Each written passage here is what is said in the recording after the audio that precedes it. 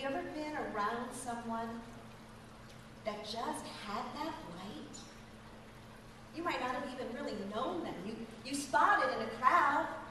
You can see people that just have a bright light. And it's attractive, isn't it? Don't you find that you want to be near that or maybe just look at it? But the truth of the matter is that we all have that light. Now, it does not mean, especially at our age, that it's all burning as brightly in each and every one of us. Have you noticed how it's pretty equal, though, with babies? Haven't you noticed that?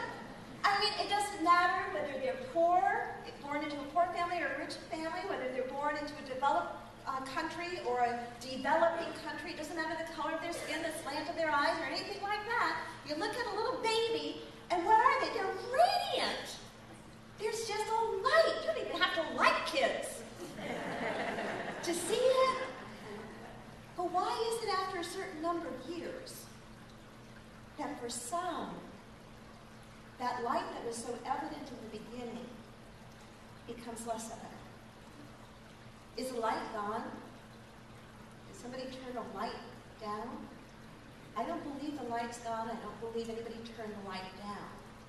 But just like a light bulb, if it's covered and caked with dust and grime and dirt, it doesn't matter if that light bulb is a 100-watt bulb. You're not going to get the benefit of that 100-watt if there's gunk all over it. A lot of us are walking around in our lives with a whole lot of gunk all over us. And that gunk has happened for many different reasons. Many, many different reasons.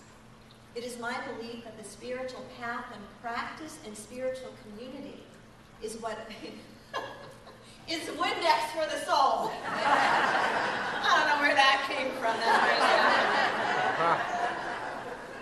But it is. It speaks it up. I hope that's not accurate.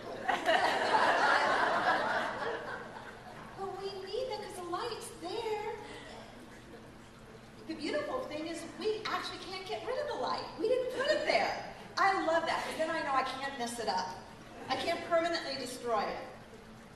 And that my practice, and hopefully your practice, is about how do we eliminate or heal or clean whatever it is in us that's not allowing that light to shine brightly.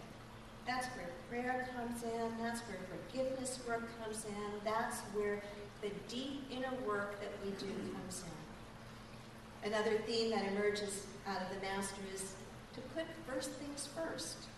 Who does that sound like? Contemporary person. Stephen Covey. 7 Habits of Highly Effective People. Put first things first is one of them. Didn't originate with him. I'm not sure it originated with Jesus, but Jesus predates Covey by a long shot. Jesus just didn't say put first things first, not in those words. But he was pointing to the same essential truth when he said, seek first the kingdom of God, and all these things will be added unto you. Isn't it fascinating how easily we remember the last part of that? You know, when people come into metaphysics, one of the things they love, they're very intrigued by the law of attraction. They're very intrigued by the idea of demonstrations and manifestations, and that all has its place. But that's not the ultimate expression of what it is to be a metaphysician, not in my opinion anyway.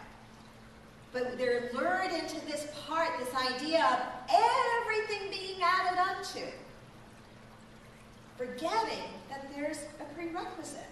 And that prerequisite is, seek ye first the kingdom of God.